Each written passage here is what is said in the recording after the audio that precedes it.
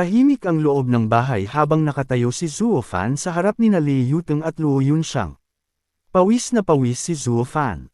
Sa isip niya, sinabi niyang first come, first serve. Kaya sinabi niyang titikman muna niya ang kay Lady Lei. Kinuha niya ang chopsticks at dahan daw ang samubo ng pagkain ni Li Yuteng. Pagkagat niya, biglang lumiwanag ang kanyang mukha. Sa isip niya ay sumigaw siya na ang bango talaga nito. Sinabi niyang magaling ang cooking skills nito. Tuwang-tuwa si Xiao Kui sa tabi. Ipinagmalaki niyang 10 taon nang marunong magluto ang kanyang young miss. Dagdag pa niya, walang sinuman sa Fenglin City ang makakatalo sa luto ng kanyang young miss.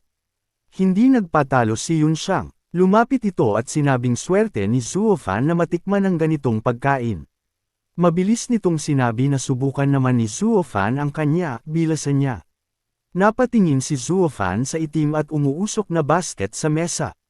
Napalunok siya at mahinang sinabi ang Dahan-dahan niyang kinuha ang chopsticks at sumubok ng isang kagat mula sa sunog na pagkain. Pagkalapat pa lang sa dila niya, nanlaki ang kanyang mga mata. Sa loob-loob niya ay napamura siya. Sinabi niyang kahit lason ay mas masarap pa kaysa rito.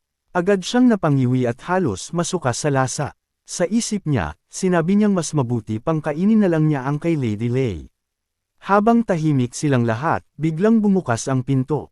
Si Yunhai ang pumasok. Sumigaw ito ng wow, ang bango. Masaya nitong binati si Zuo Fan at sinabing Big Brother Zuo, nakalabas ka na pala. Dagdag pa niya, ang dami nitong masarap na pagkain pero hindi man lang siya binigyan. Inis na itinuro ni Zuo Fan ang itim na pagkain. Sinabi niyang sige, kainin nito ang gawa ng ate niya. Nagulat si Yunhai at agad na sumagot. Sinabi nitong hindi marunong magluto ang ate niya. Dagdag pa niya, hindi nga nito alam kung saan ang pinto ng kusina. Narinig ito ni Luo Yunxiang. Bigla itong napaiyak at tinakpan ang mukha sa hiya sabay nag-walk out. Napatingin si Yunhai at nagtanong kung may nasabi ba siyang mali. Kalmadong sumagot si Zuo Fan. Sinabi niyang wala itong sinabing mali. Dagdag pa niya, may mga tao lang talagang sobra ang tiwala sa sarili. Tumayo si Zuo Fan at seryosong tumingin sa kanilang lahat. Sinabi niyang pupunta siya sa Qianlong Pavilion. Inutusan niya silang manatili doon sakaling bumalik ang mga tao ng Yuming Valley. Lumipat ang eksena sa loob ng marangyang bulwagan ng imperyo. Tahimik na nakaupo ang isang lalaking may mahabang buhok at matalim na mata. Hawak niya ang isang tasa ng tsaa. Siya si Long Yaifei, ang master ng Qianlong Pavilion. Sa kanyang harapan, nakatayo ang isang matandang lalaki na may maputlang mukha at pulang guhit na parang luha sa ilalim ng mata. Siya si Yu Wanshan, ang master ng Yuming Valley. Bakas ang galit sa kanyang mukha. Sa gitna ng trono, isang matandang lalaki na nakasuot ng dilaw na roba na may birdang dragon ang biglang umubo ng malakas. Siya ang emperor ng Qianyu Empire. Sabay na lumuhad sina Long Yaifei at Yu Wanshan. Magalang silang yumuko at sabay na bumati ng nagbibigay galang sa kamahalan. Tumingin ang emperor sa dalawa. Mahina niyang sinabi na ang Qianlong Pavilion at ang Yuming Valley ay parehong bahagi ng 7 families. Sila ang mga haligi ng imperyo. Tinanong ng emperor kung bakit sila naparito.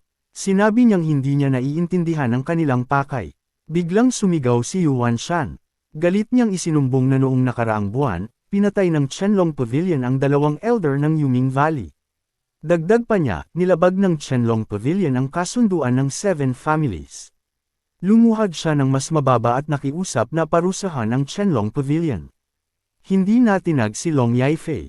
Malamig niyang tinanong si Yu Wanshan kung wala ba itong kahihiyan para siya pa ang maunang magsalita. Ipinaalala niya na ang mga elder ng Yuming Valley ang pumasok sa teritoryo ng kanyang Qianlong Pavilion. Tinanong niya kung ano ang tingin nito doon. Seryosong tumingin si Long Yaifei at nagtanong kung sino ba talaga sa huli ang lumabag sa kasunduan ng 7 families. Sumigaw pabalik si Yu Wanshan. Sinabi niyang may disipulo ng kanyang valley na pinatay sa Fenglin City. Tinanong niya kung hindi ba tama lang na magpadala siya ng elder para mag-imbestiga. Ngumisi si Long Yaifei. Sinabi niyang ginagamit lang ito ni Yu Wanshan bilang dahilan para makaganti sa nangyari 20 taon na ang nakalipas. Tumawa ng malakas si Long Yaifei. Tinanong niya kung paano naging paghihiganti iyon. Ipinaalala niya na 2 taon na ang nakalipas, nilinlang ni Yu Wanshan si Elder Gio ng kanyang Qianlong Pavilion para pumasok sa Loye City. Dahil doon ay nasira ang God's Eye nito. Sinabi ni Long Yaifei na noon ay sinabi ni Yuan Shan na lumabag si Elder Jiu sa kasunduan dahil pumasok ito sa teritoryo nila. At hindi siya umimik noon.